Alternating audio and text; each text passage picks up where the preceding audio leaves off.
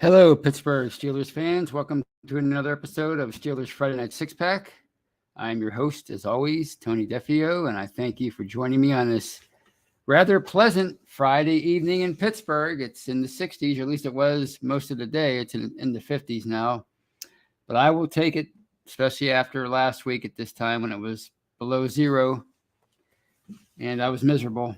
So, as I always say, I hope it's nice and tropical wherever you are in Steeler Nation, whether it's in Pittsburgh or someplace else on this great planet of ours. And before I continue with tonight's podcast, I would like to ask you to please like and subscribe to our Behind Steel Curtain YouTube channel. We bring you live shows each and every day and night, including this show. Earlier on Friday, we had the Touchdown Under show with Matty Peverall and Mark Davidson. Over the weekend, we have shows like We Run the North with Kevin Tate and his friends. We also have Steelers postgame show with Brian, Anthony Davis, Jeff Hartman, and Dave Schofield. At least that's most of the time. I'm not sure about this week, with it being a primetime game on Sunday night. On Mondays, we have The Hangover with Brian, Shannon, and yours truly. Tuesday, we have the Scobro Show with Dave Schofield and Rich Schofield. Wednesday, we have Know Your Enemy with Jeffrey Benedict and Shannon. Thursday, we have the preview with Jeff, Dave, and Brian. You can check those shows out on Facebook, also live. And, of course, you can catch any of those shows on any audio platform of your choosing. If you can't watch them live, you can watch them after the fact. Anywhere you can find podcasts, you can find those shows. And we also have a whole host of audio-only shows, including Bad Language with Brian, Let's Ride with Hartman. We have The War Room with Matty Peverall. We have What Yin's Talking About with Kyle Kreis and his buddies. We have The Steelers Fix with Jeremy Betts and Andrew Wilbar. We have The Stat Geek with Dave. We have Here We Go, The Steelers Show with Brian and Kevin Smith. We have The State of the Steelers with Daniel J. So, again, you can catch all those shows on any audio platform of your choosing. And, of course, check out Behind Steel Curtain site when news. We bring you commentary and we bring you film down and among many other things. It's your one-stop shop for all of your Steelers needs. You will not be sorry. And let's check out the live chat this evening. We have Daredevil, who was first in. Congratulations. Another victory for Daredevil. Steeler Chick 46 is with us. Just joining us. Brian Brown. Kathy Forrid. And that's our crew so far. So welcome aboard, everybody. I hope we have a good show tonight. I hope I don't have any technical difficulties because that was really frustrating last week, but I switched outlets on my laptop for my microphone, and it seems to be working.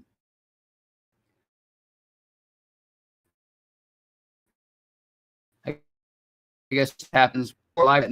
So anyway, let's talk about last week's game. Let's start off with that against the Raiders. The celebration for the 50th year anniversary of the Immaculate Reception, and also the night that Pittsburgh officially retired Franco Harris's number 32 jersey. It was obviously a bittersweet night because it was a celebration, but he had passed away a few days earlier, which was just a shock to everybody. And, that was, as I said on The Hangover on Monday, it was hard to watch the halftime show with Dana and Doc Harris on hand to accept Harris's number 32 jersey. It was so soon after everything happened, and to have to be there in front of all those people in that stadium, that was I can't even imagine that. I mean, they had to be still reeling from everything that happened and still processing it. And they hadn't even had the funeral yet, and you have to have like a celebratory moment like that. Just I couldn't even imagine. But I'm proud of the Steelers for what they did for Franco and for themselves, and it was obviously a very cold night. Again, it was a very cold, bitter night. It was sub-zero temperatures. If you factor in the wind chill factor, the winds were gusting up to 30 miles an hour. I experienced it myself getting in and out of my car all day on Saturday, so I can't even imagine playing in that stuff. But it was some of my articles. It was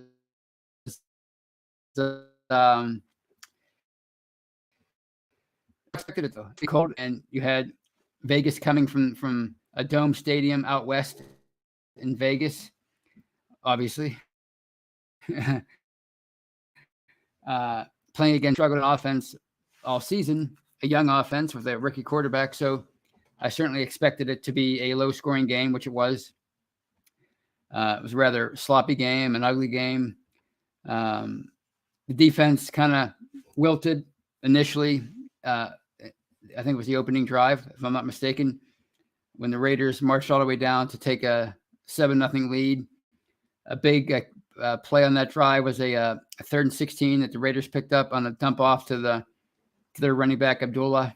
That was really frustrating to see as I watched that game. I'm like, come on, you got to stop. You got to stop that. You had to be prepared for that little dump off over the middle to the running back, and it seemed like they weren't prepared for it at all. So that was frustrating. But aside from the end of the first half, when the Raiders got a couple big plays to march down the field to kick a field goal to make it 10-3. Pittsburgh had just made it 7-3 on a field goal by Chris Boswell. Aside from that, the defense really tightened up big time over those last 3+ quarters of that game. I mean, I think the Raiders had 72 yards in that first drive, and they had 201 total for the game when all was said and done. To me, that tells you all you need to know about what happened with that defense against the Raiders. So they stepped up. Cam Hayward had a magnificent night, multiple sacks. He knocked the pass down. He was named AFC Defensive Player of the Week. Just a great performance, one of his best performances. What is he now, 33, 34? 33, I believe. So, the guy just keeps getting better. And there's no question that having TJ Watt back, even though he's been relatively quiet since he's been back, having him back certainly has freed up Hayward. But still, I mean, whether you're whether you're on, just because you're being blocked one-on-one, that doesn't mean you're automatically going to be successful. And he's been playing so much better these last few weeks. So kudos to Cam Hayward. He came out. He was the first one out in pregame ceremonies with the big number 32 flag. He obviously stepped up in a leadership role in a difficult time for that team. And kudos to Kenny Pickett, for coming through in the end. Now, it wasn't his best game. He struggled a bit. Would he complete 26 of 39 for, I want to say, 244. He threw a pick, and it was frustrating to watch that offense. There's no question. They did seem to move the ball a little bit. It kind of reminded me of the Ravens game a few weeks ago. They moved the ball, but every time they got to around the 30, they kind of stalled out. Boswell missed 2 field goals, pretty uncharacteristic for him. One from 43 yards away, one from 52. I'm hoping the weather played a factor in those 2 misses, because it's rare for him to miss 1 in a game, let alone 2. So hopefully that was just a matter of the weather and the wind and the frigid cold temperatures. So 2 promising drives ended in missed field goals, and then the opening drive of the third quarter ended in an interception by Pickett when it looked like they were about to get in position to score some points. So it was a frustrating night for most of the game for that offense, because they outgained the Raiders, I think 350 to 201. So they were doing a decent job of moving the ball, but they just couldn't finish until the end. That final drive with 2 minutes plus left in that game, the plays that he made, meaning Pickett, those passes, a couple of the Freiermuth, especially the one on the sideline, the one that they had to there was a dispute as to whether or not Fryermuth was in bounds, but that was a big league throw, a big time quarterback throw right there, and it was nice to see. And of course, after a couple other plays, and then a 4th and 1 conversion, he hit George Pickens with a perfect 14-yard touchdown pass with 46 seconds left. And of course, they finished it off with Cam Sutton pick and a Connor Hayward jet sweep when the Raiders could still stop the clock with like 29 seconds left. So it was a frustrating game to watch, but I like what I saw at the end. And as I said on The Hangover on Monday, I was wondering how Pickett would respond if he was ever in that same situation that he was in against the Dolphins on Sunday Night Football back in October. You know, he threw, I think, 2 picks over the last 2 drives when Pittsburgh was losing 16-10 and had a chance to come back and win. And then that last drive, the second pick was really frustrating because it seemed like he had room to run and get closer to the goal line. Instead, he tried to hit Deontay Johnson and was picked off, and that was the ball game right there. So I was wondering how he would respond the next time he was in that situation. And he was he did the exact opposite that he did against the Dolphins. He came through with the big plays, with the big passes, the perfect passes, the precision passes. So that was really fantastic to see. And people keep these, you read stuff online and you listen to people like Mark Madden, which I don't know why, and they're so down on Pickett, and they keep bringing up his stats and how people are overinflating his rookie year based on a few plays here and there. And believe me, I think there's some of that going on. I know there's some of that going on. People are overly defensive of Pickett and what he's accomplished up to this point. He hasn't had a breakout game. There's no question about it. He has not had a breakout game up to this point. But, he has looked good at times during games. He's looked in command. He's looked in control. He's showed leadership skills. He showed confidence and toughness. And again, you wanted to see how he reacted to a similar situation that he made a mistake in, a couple months earlier. And as I said, he came through with flying colors. So, just because he's not having the greatest rookie year doesn't mean he can't eventually get over the hump and become a very good to great NFL quarterback. Like I said last week on The Hangover, and like I've said repeatedly, not that it matters, people just don't seem to want to buy it, but the vast majority of rookie quarterbacks that struggle like this. The offense is kind of, anemic. It has trouble producing yards and points, specifically points. And there's Dan Marino, who came in right away with the Dolphins in '83 and was an All-Pro from day one. Year 2, he was the MVP. And then there's everybody else. Even Ben Roethlisberger, who, believe me, he had a much better rookie year than Kenny Pickett has had up to this point, or will have when all is said and done. But even he was limited to what he could do. He didn't know the playbook. If you go back and read Bill Cowher's book that he released in 2021, Heart and Steel, he said, basically, we can only use half the field with Ben his rookie year because he didn't know all that he needed to know. Fortunately for him, as I've said in the past, fortunately for Ben, he had a great running game, the number 1 rushing attack in the NFL, and the number 1 defense. Basically, he came into a situation where he was on a Super Bowl ready team, an all-star roster, and they kind of lifted him up and carried him all throughout that campaign. He had his moments where he came through for them at the end of games, but mostly they carried him. He rode their coattails, so to speak. and that's how they went 15-1 and made it to the AFC Championship game.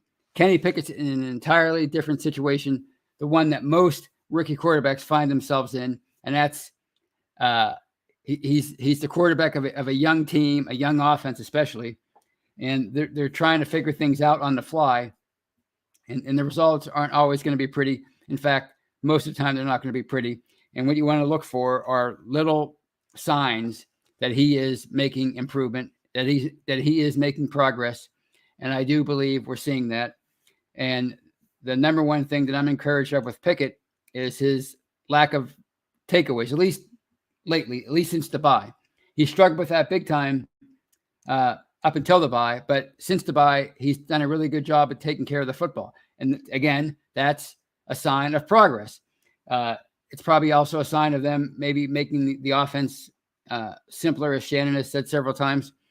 And of course, it also helps that they've been able to run the ball more consistently since the bye. But again, he's making progress, and that's all you can ask for from a rookie quarterback is progress.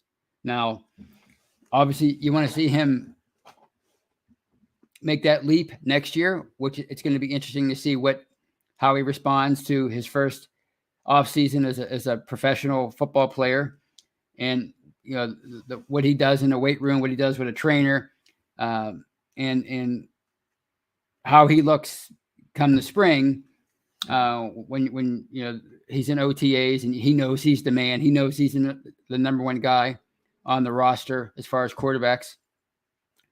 How he looks in the OTAs, how he looks at minicamp, and how he looks in training. I mean, that's going to be interesting to see what strides he makes after his rookie year going into his second year. And of course, who's going to be his offensive coordinators. There's all kinds of things that have to be yet to be determined. Are they going to address the offensive line with a premium pick, or are they going to maybe keep those top 5 guys that they have right now and allow them to continue to get better? And they've made a lot of progress this year too. So those are my thoughts on the Raiders game. The Steelers are now 7-8, and they theoretically, effectively have knocked the Raiders out of the playoffs. I believe they're still alive at 6-9 because of their conference record or what have you, but they're pretty much done. And Pittsburgh's still alive at 7-8. They're in 11th place right now. They improved 2 spots. It's still a long shot for them to make the playoffs, but they're still alive. And the question is, are they going to be alive this Sunday night when they take on the Ravens at M&T Bank Stadium? Because the NFL flexed that game. I think it was a 1:00 game originally, and they flexed it to 8 p.m. So while Pittsburgh did survive last week with their playoff hopes still intact, ever so even though they're hanging on by the skin of their teeth. You see what happened last week? The Dolphins lost. The Chiefs lost. And of course, the Browns and the Raiders all lost. So that helped keep them alive. But are they going to be alive this Sunday night? Are they still going to be in the hunt when that game kicks off? Because they might not be. And here's what has to happen. The Dolphins have to lose to the Patriots. I guess at 1:00 or 4:00, whenever that game's played. And yes, you have to root for the Patriots. If you don't root for the Patriots, if you say you can't do that, okay, but it doesn't make any sense. If you want Pittsburgh to somehow make the playoffs, the Patriots have to win over the Dolphins, and the Seahawks have to beat the Jets. That actually has to happen too. It's not just about the Dolphins. It's about the Jets. They have to lose this week. So if both of those things happen, then they'll still be alive for the playoffs when that game kicks off. If one of those things doesn't happen, they are eliminated. And there's no other way to say it, no other way to talk about it. They're eliminated. So that's actually kind of weird that the NFL decided to do that, because usually they want teams that have something on the line. They want them all playing around the same time.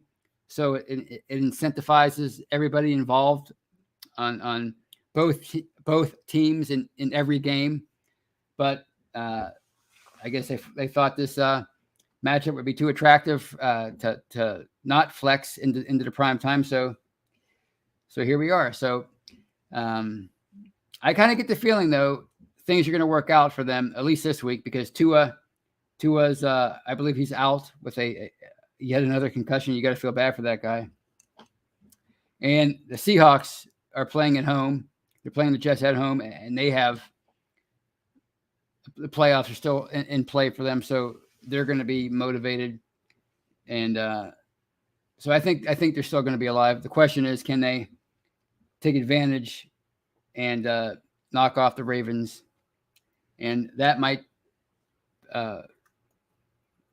be a possibility again, because Lamar Jackson is out once again. Huntley is going to be starting in his place. Calais Campbell is currently listed as questionable. They're a big, towering defensive lineman who blocked a key field goal the last time these two teams met at Acrisure Stadium a few weeks ago. And Marcus Peters is officially out. They're a very talented cornerback. So if you remember that game, Pittsburgh, much like against the Raiders, Pittsburgh did a really good job moving the ball against the Ravens at Acrisure Stadium, but they just couldn't finish drives off. In fact, they kept turning the ball over.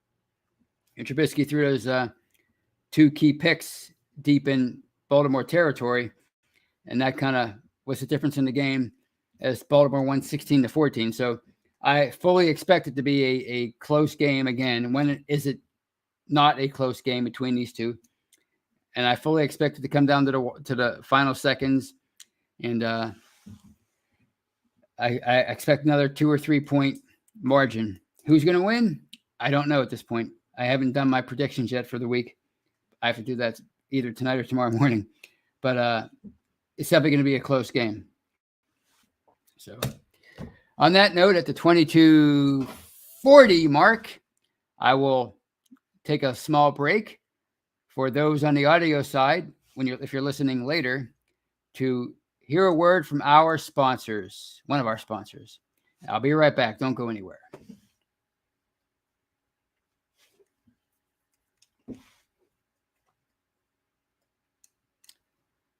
And welcome back, everybody. Welcome back to part 2 of this episode of Steelers Friday Night Six Pack. I am your host, as always, Tony Defio, and I thank you for staying with me. And we were talking about in the first half of the show, the Raiders-Steelers game from 6 days earlier at Acrisure Stadium, the 3-point win for Pittsburgh. And then we were talking about the playoffs and Kenny Pickett and whether or not this Sunday's game will mean anything for Pittsburgh when it kicks off, because of what has to happen on Sunday afternoon between the Jets and the Seahawks and the Dolphins and the Patriots. So on that note, let's look at comments and questions relating to that. This is one that comes to us from Claude Bishop. Does anybody want Canada to return next year? Most people don't. Will he? I think it's still up in the air. But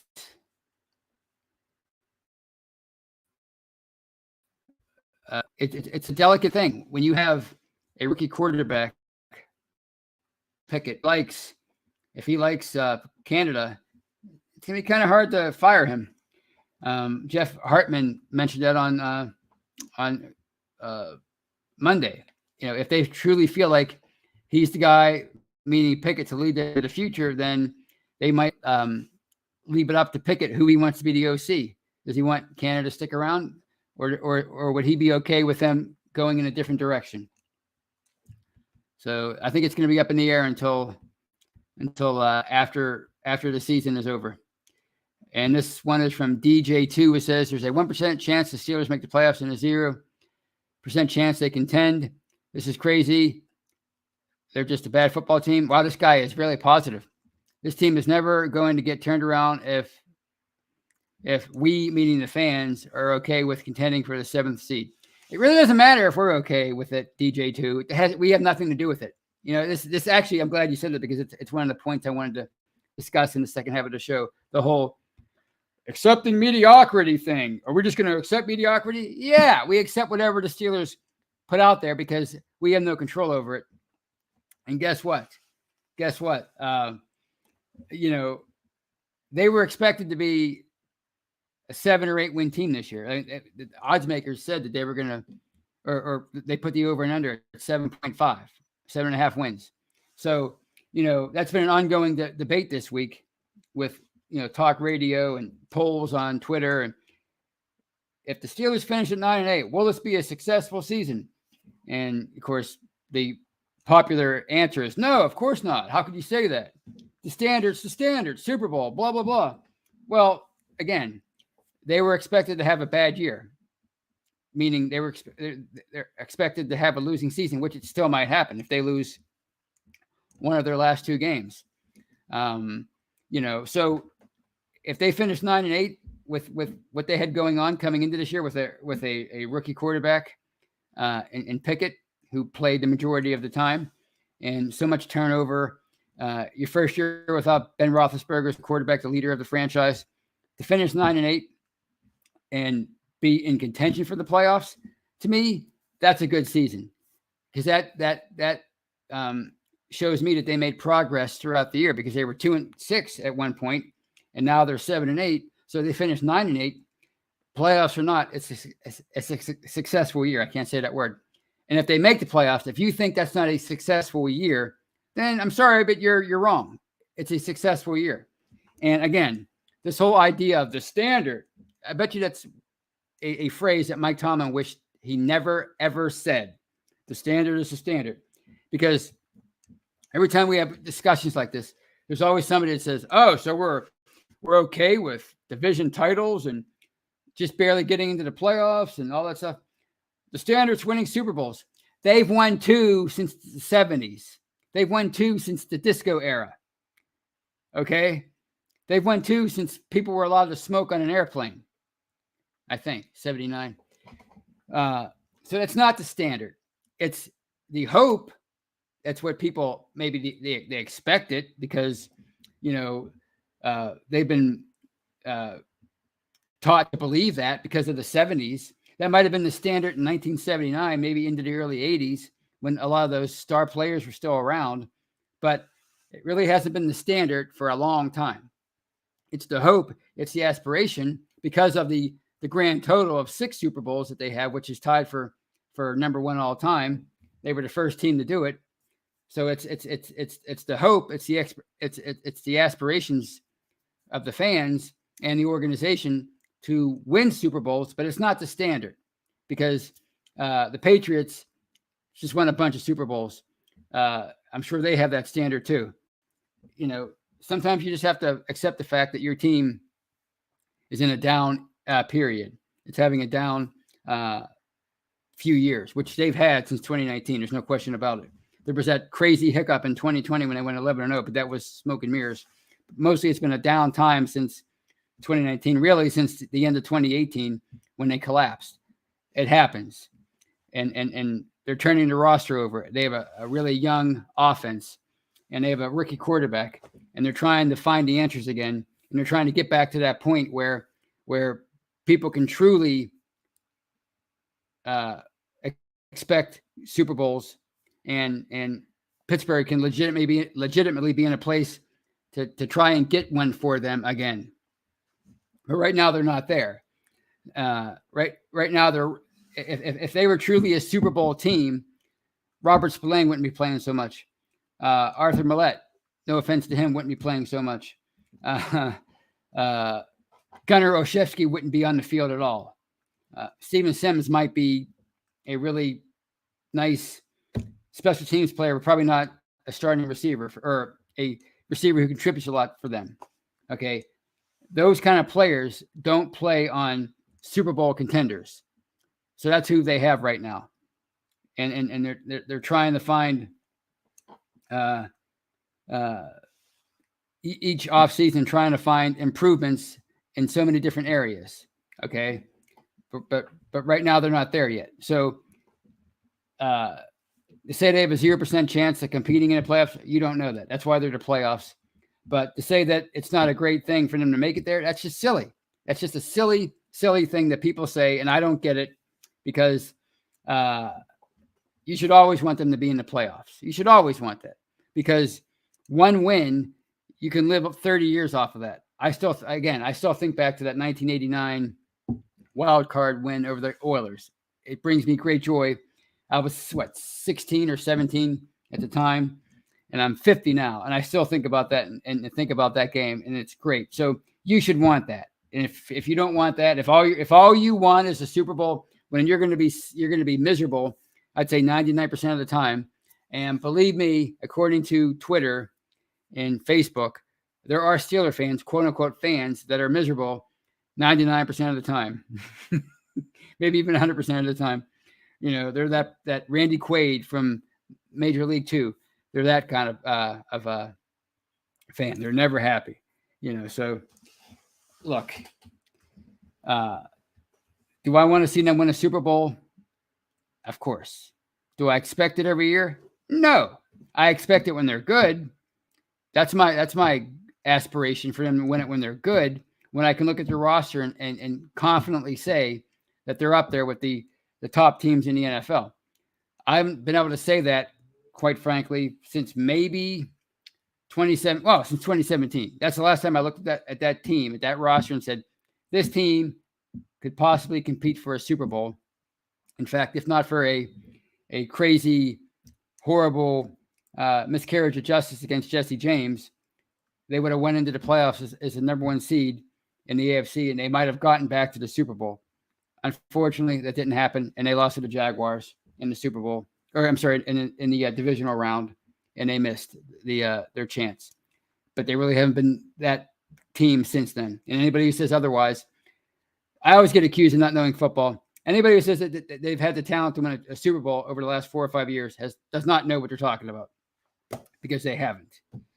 And you know, they just moved on from Ben, and they're trying to build a roster around another quarterback, and they're trying to build their team around guys like Najee Harris and Pat Freiermuth, and now George Pickens, Deontay Johnson, and on defense, obviously T.J. Watt and you know and Hayward and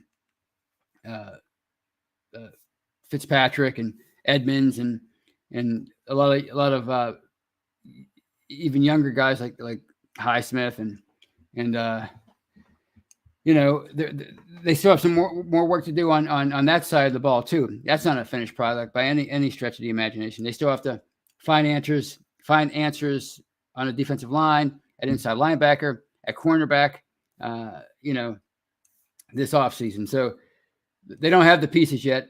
But to me, if you can keep a team like they had this year together and keep them fighting after the 2-6 start, when they had some close losses, obviously, to the Patriots, the Jets, Dolphins, but you know, they took on the best that there was in the league, in the Bills and the Eagles, and they got throttled. I mean, this was not Ben's rookie year when they took on the Patriots and the Eagles back to back and blew those teams out. This year it was different. They got throttled in both games. So, you know, and that's another thing that I just laugh at when I see fans be unimpressed with the fact that they swept the NFC South. They beat the Raiders. They just beat all average teams. They beat teams that are average. That's all they do. They don't beat any of the good teams. Well, they beat the Buccaneers, who are below 500. So other than that, you're right. They really haven't beaten any great teams this year, other than the Bengals, who were in a different place in week 1. Now they're a true contender. I think they're really strong and solid and a good bet to get back to the Super Bowl. But yeah, they've beaten up. They've most of their 7 wins have come against teams. But guess what? They're a mediocre team themselves, and they have issues. So the fact that they can look so good against those kind of teams, to me, that speaks to the coaching and Tomlin keeping them focused, right? So when fans say that, oh, well, they're beating these lesser opponents, you're that, to me, that's a sign of an entitlement. People say, well, we're not entitled. You're entitled if you truly think that if you're truly unimpressed with any victory that they've had this year, this team, then you're an entitled fan, because this team has major warts, and it's had to work through some major problems this year. And the fact that they're 7-8 and still alive for the playoffs with 2 weeks to go, to me, that's amazing. And I don't care. You can call me an apologist. I'm just a realist. It is what it is. I've been critical of them a lot this year. So I'm not just a homer, a blind, black and gold colored glasses wearing homer. I try to call it the way I see it. And to me, it's pretty fantastic that they're 7-8 right now. And that should be commended. The players should be commended for that, and the coaching staff should be commended for that. So anyway, I was pretty fired up there. I think I'll round out the show by taking some comments and questions, and let's see what you guys have for me tonight. Brian Brown says, go Cheatriots, meaning the Patriots, although Cheatriots is also fair based on their history. Makes me throw up a little in my mouth, a little to say that. But you have to do it. You have to do it. You have to do it. We did that 5 years ago, or was it 4 years ago? We had to root for the Browns. It helped that they were playing the Ravens, but still, it wasn't easy for people to do. But they did it. You got to do it. You got to be that receiver that blocks. You might want the ball, but you got to go out there and block for the running game. And you got to cheer for the Patriots or the Cheatriots. All right. This is one from Steel Chick 46. Even if the Steelers are out, they can beat the Ravens and hurt their chances to win the AFC North. Yeah, well, unless Lamar Jackson comes back, I don't think they're going to win the AFC North anyway. I think that the Bengals are head and shoulders up above everybody else in this division. All right. That's Moses. We got here. Here we are from Claude Bishop. And he says, to start out 2-6 and to be where they are now is great progress. Exactly, Claude. Great minds think alike. Exactly. I mean, 2-6, it looked like they were going to go 4-13 at one point, or 5-12 or something like that. Now they're 7-8, and they could very easily finish 9-8, which to me, I don't care what the polls say. I don't care what the fans say on the talk shows. That's a great season, or a good season, a successful one. Because they weren't expected to be anywhere near 9 wins. We might expect it, that the fans that follow them religiously and comment on every blog, on every link on Twitter or Facebook, they might expect it, but that's what diehard fans do. But the national consensus was they weren't going to have a good year, and yet they're on the brink of having another winning season. So it is great progress, and it's a young team, which is even more encouraging.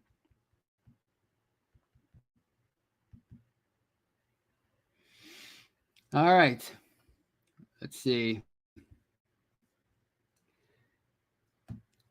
This one from DJ2. Everyone with a brain knew they'd start 2-6 and end up like 8-9 just by looking at the schedule.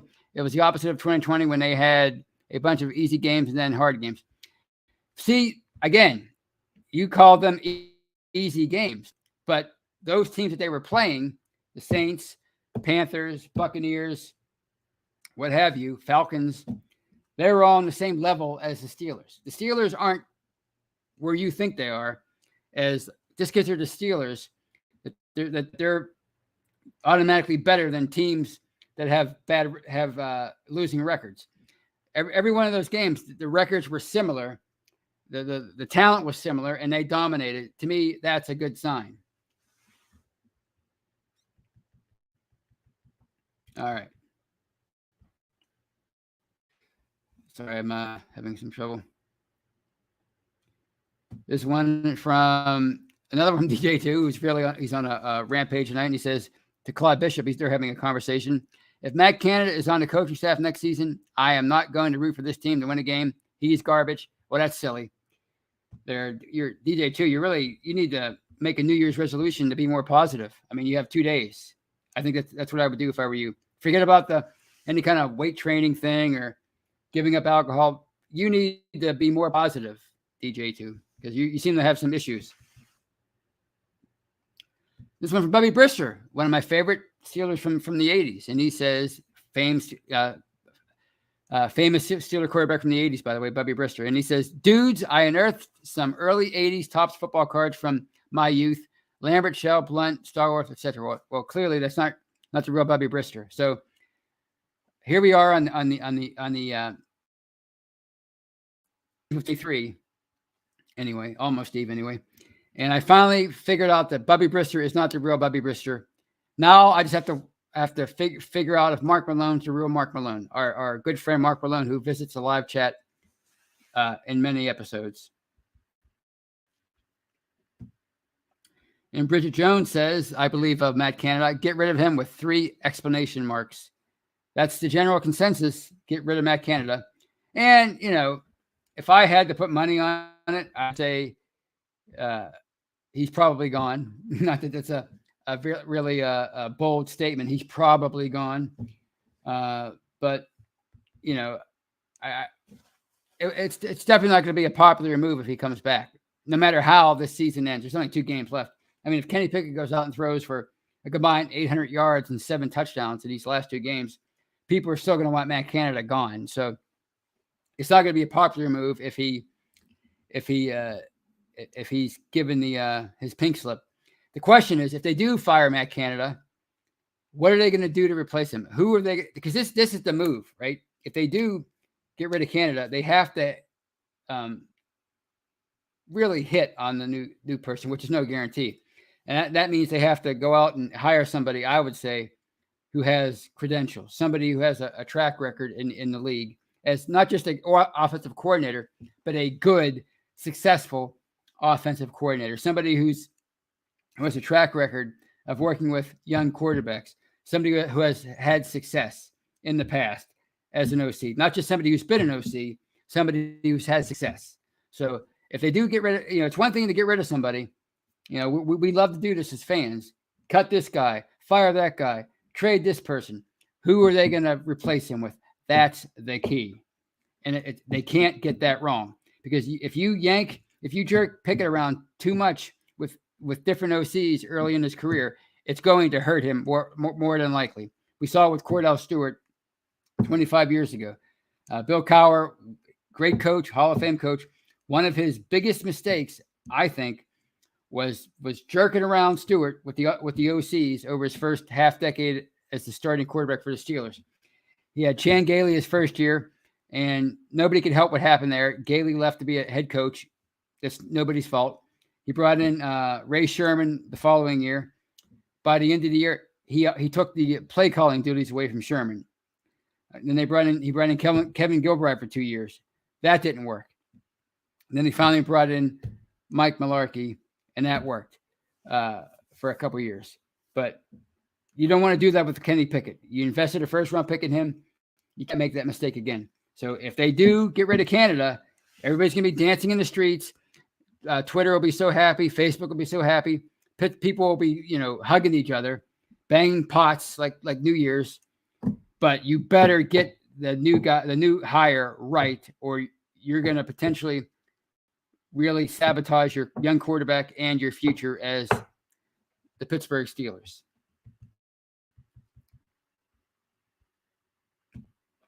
This one is from Brian Brown. Tony, do you ever just get a feeling like Sims or someone else is due for a kickoff or punt return for a TD?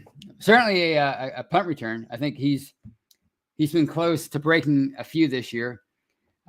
And, no time like the present when you have when your season's still on the line. I hope to see something from him in that department. Interested to see what Kelvin Austin does in that department next year. If and when he's back, and I assume he'll be back next year. His injury is not that serious; it's just serious enough to keep him inactive all year. This one from DJ2. The NFL is an entertainment business. If you think fans have no influence on the product, I disagree with you. But yeah, but you're talking about every fan base from every team out there. Nobody gets to dictate what goes on. Sometimes you have to sit there and accept what happens, right? It's a cyclical thing. The NFL is set up for teams that are having a bad patch to improve through the draft, to improve through free agency because they have more cap space than the teams that are really good. When you have a really good team, generally you're up against the cap. You have a great quarterback, all that stuff, and you're drafting low. So, all the fans expect to win, but it doesn't mean that it's going to influence what happens to the team that they're rooting for. Believe me, it doesn't. It doesn't have anything to do with it. It might influence how owners, maybe the direction that they go, the moves that they make, but it doesn't mean it's going to work. It just influences. Maybe certain fan bases might influence what the owners do, but it doesn't mean that it works. Sometimes you have to sit back there as a fan and eat some bad years or even some mediocre years in the case of the Steelers. And that's just how it is. We can sit there and say the standard is the standard, but those are just words. They really don't mean anything. All right. And there's another one from DJ2. The seats were empty on Christmas Eve. To retire Franco's number was a bad luck for Rooney. I think the fans matter. They do matter. But it was also Christmas Eve. It was also below zero. So what are you going to do? It was the coldest. It was the coldest game in the history of Acrisure Stadium. I went to the previously coldest game in 2013, and it was the lowest attended game at Heinz Field. Why? Because people don't like to sit out in the cold on a Sunday night. Had that game been on at 1 o'clock, it probably would have been a better game. Had it been 30, 40 degrees cooler or warmer, 20 degrees anyway, it probably would have been a highly more. You probably would have had more attendance in that game.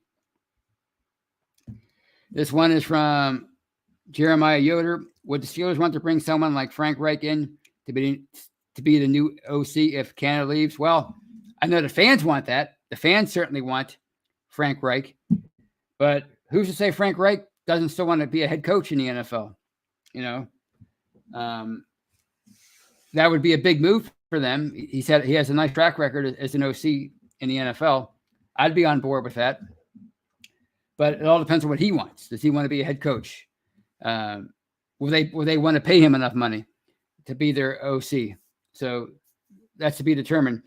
The last, I guess, big name OC they had was Todd Haley, and that was 2 OCs ago. So they've promoted from within since then. If they do fire Canada, they cannot promote from within for a third time. People will lose their minds. It has to be somebody with a track record. Old, young, doesn't matter. That person has to have a track record, or it's going to be a mutiny. This one's from Steel Chick 46. Seats were empty everywhere last weekend due to the weather. Yes. Whatever they call it, Cyclone Elliott, the storm that gripped America last week. It was cold everywhere. The seats were empty everywhere. What are you going to do? Like I said, the Rooneys can go out and try to appease the fans by making a lot of hot shot moves, but chances are it's going to fail because that's usually what happens when you try to put a super team together. We just have to sit through this process and watch this young team grow into something better than it is right now. And hopefully that'll be good enough to be a contender again. But sorry, the last 5 years have been horrible, or not horrible, but mediocre. What are you going to do? It happens. It happened in the 80s. It happened in the 90s. It happened in the 2000s a few times. It happened in the early 2010s. It happens. We can sit here and be vocal about it on social media, but it doesn't change anything.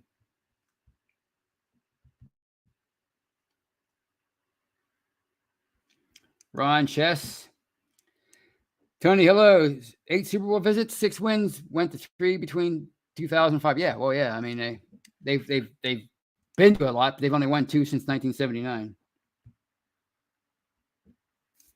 Just me says all teams win and lose. I'm still with my Steelers no matter what. Well, yeah, I mean, they're going to have their fans.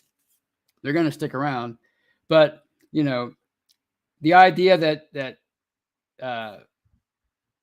that one phase is superior to another and that they should win because of the standard, that's just always been laughable to me. All right. I think on that note, at the 50-30 mark, I'm going to call it a night. I will see you guys on Monday on The Hangover with Brian and Shannon. Until I talk to you again, I want you to have a happy new year. And I want you to enjoy that game on Sunday. And hopefully it'll mean something. We can only hope. Because it'd be fun to talk about next week if they can somehow stay alive through week 18 and have a home game against the Browns. And for that, by the way, for that to matter, you get to root against the Patriots in week 18 and for the Jets. So it's a crazy, wacky world. But until I talk to you guys again, Happy New Year. And as always, go Steelers. Bye, everybody.